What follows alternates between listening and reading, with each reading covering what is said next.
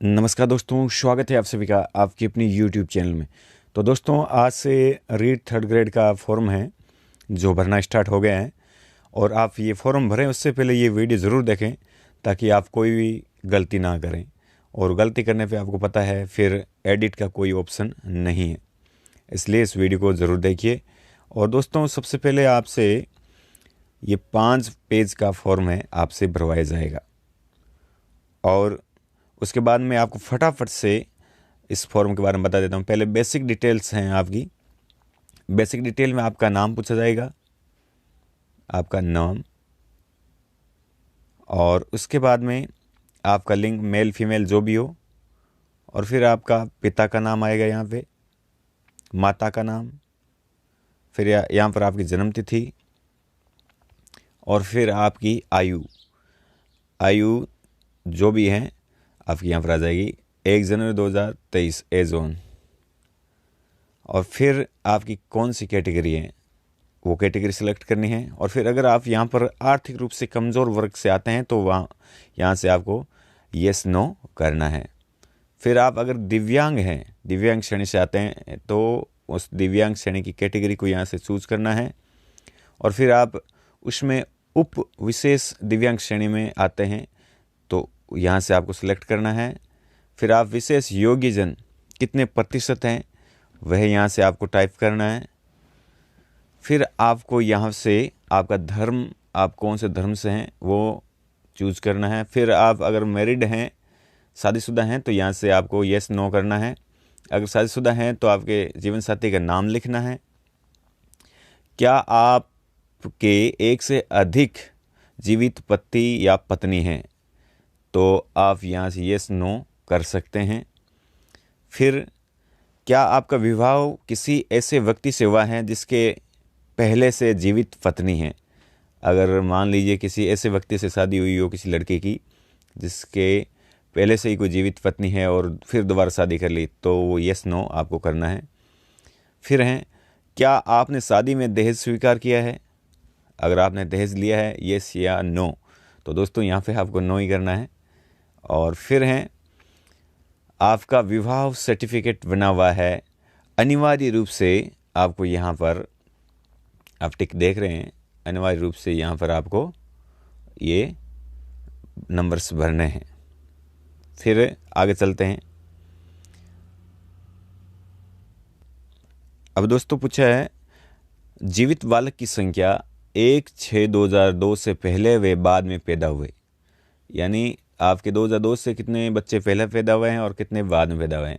अगर पहले हुए हैं तो ऊपर वाले कॉलम में बोर्न बिफोर में टाइप करना है, और बोर्न आफ्टर में 2002 के बाद बच्चे पैदा हुए वो यहाँ पर टाइप करना है। और फिर हैं, क्या आप अन्य राज्य से विवाह पश्चात राजस्थान राज्य में प्रवासित होकर निवास कर रही हैं। हाँ, ये उन लोगों के लिए जो मान लीजिए कोई महिला है, दूसरे स्टेट की है और यहाँ पर शादी करके राजस्थान में रह रही है, तो उनको येस करना है, अगर नहीं तो नो करना है। फिर आपके यहाँ पर मोबाइल नंबर आ जाएंगे, मोबाइल नंबर लिख देना है। फिर आपका ईमेल एड्रेस यहाँ लिखना है, और इसको आप सीधे SSOID से भी उठा सकते हैं। फिर आपके आधार कार्ड नंबर आ जाएंगे। फिर जन आधार हैं तो आप लिख सकते हैं, नहीं तो कोई आवश्यकता नहीं है। फिर हैं, आप ये आवेदन किसके लिए कर रहे हैं। क्या आप राजस्थान के अनुसूचित क्षेत्र से संबंधित हैं, यस या नो। तो अगर आप अनुसूचित क्षेत्र से संबंधित नहीं है तो फिर नो करना है, तो यस कर देना। फिर है आपका पत्राचार पता, यहाँ पर आपका एड्रेस आ जाएगा। इसमें ज़्यादा कोई टाइम लगाने वाली बात नहीं है, एड्रेस आप भर देना। स्टेट आपका जो भी है वो डिस्ट्रिक्ट, स्टेट एंड गांव सब कुछ ये आपको अनिवार्य रूप से भरना है, पिन कोड और ये। फिर हैं, सेम ही इसको स्थायी पते को, अगर ये सेम ही आपका पता है तो इसको सेम एज अबव इसको कर देना है। उसके बाद में ये सेम प्रक्रिया है। और ये था आपका पहला पृष्ठ। अब चलते हैं दूसरे पृष्ठ की ओर। इसमें ये तो नॉर्मल जानकारी, आपका एड्रेस पता और ये है।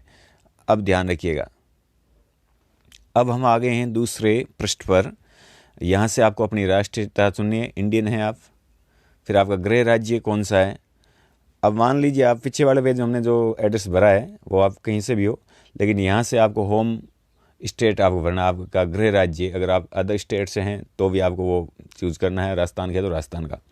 फिर आपका होम डिस्ट्रिक्ट चूज़ करना है, और फिर गृह ब्लॉक, तहसील, फिर आपका गांव, फिर पूर्व स्थापित। अगर आप कहीं पहले कहीं दूसरी जगह रहते थे, मान लीजिए कोई देश में है, किसी अन्य देश में, और कहीं अगर है तो पूर्व स्थापित थे या नहीं थे। अगर थे तो येस करना, नहीं तो नो करना है। अगर थे तो किस देश में थे।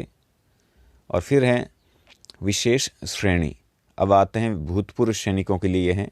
क्या आप भूतपूर्व सैनिक हैं तो आपको यहाँ पर यस करना, नहीं तो नो करना है। अगर जिसने मान लीजिए भूतपूर्व सैनिक हैं उन्होंने यस किया तो आपकी सर्विस स्टेटस के बारे में यहाँ पर बताना है। क्या आप उत्कृष्ट खिलाड़ी हैं? अगर हैं तो यस, नहीं तो नो। और हैं तो किस प्रकार के आप खिलाड़ी हैं, यहाँ से डिटेल्स आ जाएगी, उसको आपको टाइप करके एक को सिलेक्ट कर लेना है। क्या आप एनसीसी कैडेट हैं? अगर आपने एनसीसी ले रखी है तो आप इसको यस करें, नहीं तो नो कर दें। और फिर एनसीसी अगर यस करते हैं तो उसके बारे में आपको डिटेल्स यहाँ पर देनी है। क्या आप भूतपूर्व कैदी हैं? ये कैदियों के लिए, अगर आप कैदी रहे हैं किसी प्रकार से आपको सज़ा हुई है तो आपको यस करना, नहीं तो आप कैदी नहीं है तो नो कर देना है। और फिर अगर कैदी रहा है तो उसके बारे में डिटेल देनी है। फिर है are you existing state government employ. क्या आप मान लीजिए कोई स्टेट गवर्नमेंट में कोई सर्विस कर रहे हैं तो उसके बारे में बताना है। अगर आप पहले से कहीं लगे हुए हैं तो इसमें से यस कर देना है। फिर आपका डिपार्टमेंट चूज़ करना है, एंटर करना है। फिर आपका पद क्या था उसमें, फिर उसमें ज्वाइनिंग डेट आपको बतानी है। और फिर क्या आपने अपने विभाग से एनओसी प्रदान की है, प्राप्त की है। हाँ, मान लीजिए आपने एग्ज़ाम दूसरे डिपार्टमेंट हो और अभी आपने रीट का एग्ज़ाम दिया है तो वहाँ से अगर आपने एनओसी ली है तो वो यस नो करना है। और फिर एनओसी डेट, फिर जो आपने एनओसी लिए हैं तो कब लिए उसकी दिनांक भी आपको यहाँ पर लिखनी है। इस बार काफ़ी जानकारी मांगी है पिछले फॉर्म से ज़्यादा। फिर हैं क्या आपकी आय 2.5 लाख से कम है तो आपको यहाँ पर यस कर देना, नहीं तो नो कर देना है।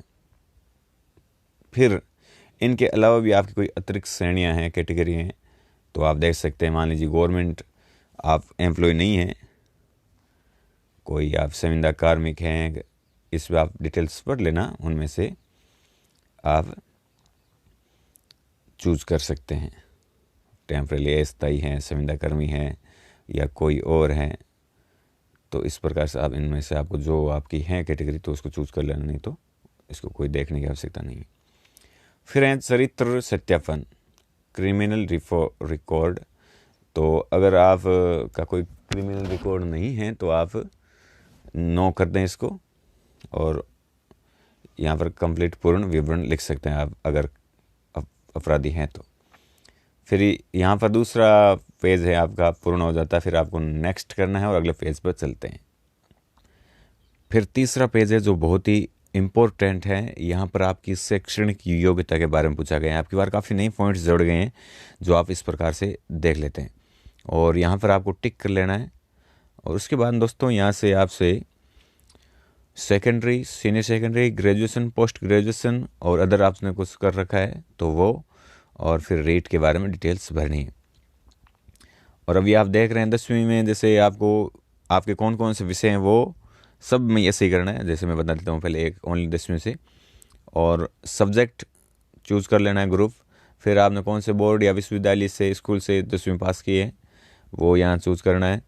फिर आप 10वीं के रोल नंबर, फिर आपका परिणाम रिजल्ट क्या रहा, परसेंटेज देखना है। और फिर आपने उत्तीर्ण करने का वर्ष यहाँ सेलेक्ट कर लेना है। फिर ये 10वीं कितने महीनों हुई वो यहाँ चूज़ कर लेना है, लिख देने हैं।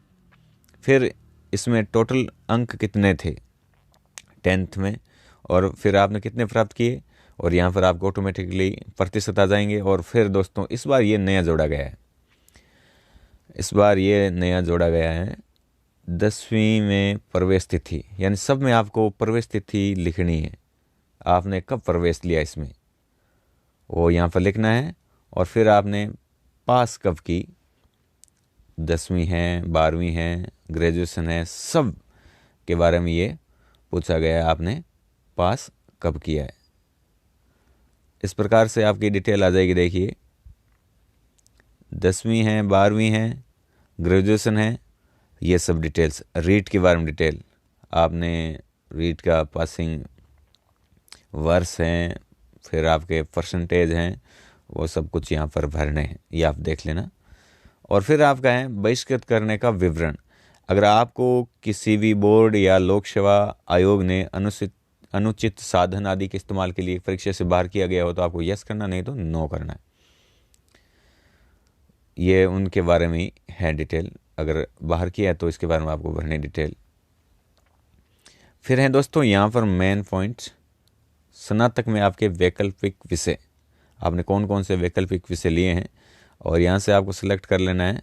जैसे कोई लैंग्वेज है तो लैंग्वेज मान हिंदी है तो आप यहाँ हिंदी टाइप कर लेंगे। फिर यहाँ से चूज़ कर लेना सोशल स्टडीज़, उसमें वो सब्जेक्ट ग्रुप आ जाएंगे, हिस्ट्री, पॉलिटिकल, जो भी हैं आपके, वो चीज़ें आप यहाँ से सिलेक्ट कर सकते हैं। फिर हैं रीट में आपके सब्जेक्ट और लैंग्वेज, यहाँ से आप फर्स्ट लैंग्वेज चूज़ कर लेना या सेकंड लैंग्वेज चूज़ कर लेना। और इधर स्पेशली विशेषज्ञता विषय हैं, साइंस मैथ से हैं या फिर आप सोशल स्टडी ग्रुप में आते हैं, वो यहाँ से सिलेक्ट कर लेना है। उसके बाद में है आवेदक ने स्नातक में पढ़ाई कौन से मीडियम से की है, माध्यम से की। हिंदी माध्यम है तो हिंदी माध्यम कर लीजिए, और फिर अगर आपके इंग्लिश मीडियम है तो इंग्लिश मीडियम। और इसी प्रकार से यहाँ भी पोस्ट ग्रेजुएशन में भी आप मीडियम को आपको यहाँ से चूज़ कर लेना है। फिर यहाँ पर दोस्तों आपके ऑटोमेटिकली रेट के परसेंट 90%, और फिर हैं ये रेट के परसेंट आपका आ जाएंगे, और फिर ग्रेजुएशन के आपको 10% जुड़ के यहाँ पर टोटल आपके परसेंटेज आ जाएंगे, जिससे आपकी मेरिट बनेगी इधर यहाँ पर जो आएंगे वो। तो इस प्रकार से दोस्तों ये 3 पेज मैंने खोले हैं। और आप तो दोस्तों इस प्रकार से हमने 3 पेज देख लिए और 2 पेज आगे नहीं खुल पा रहे हैं, क्योंकि ये मैंने मेरी SSOID से किया है। और अगर मैं आगे आप देख सकते हैं, आप इसको SSOID से लॉगिन करके भी आप इसको देख सकते हैं किस प्रकार का फॉर्म है, क्योंकि जब तक आप फिल नहीं करते तब तक आगे पेज खुलता नहीं है।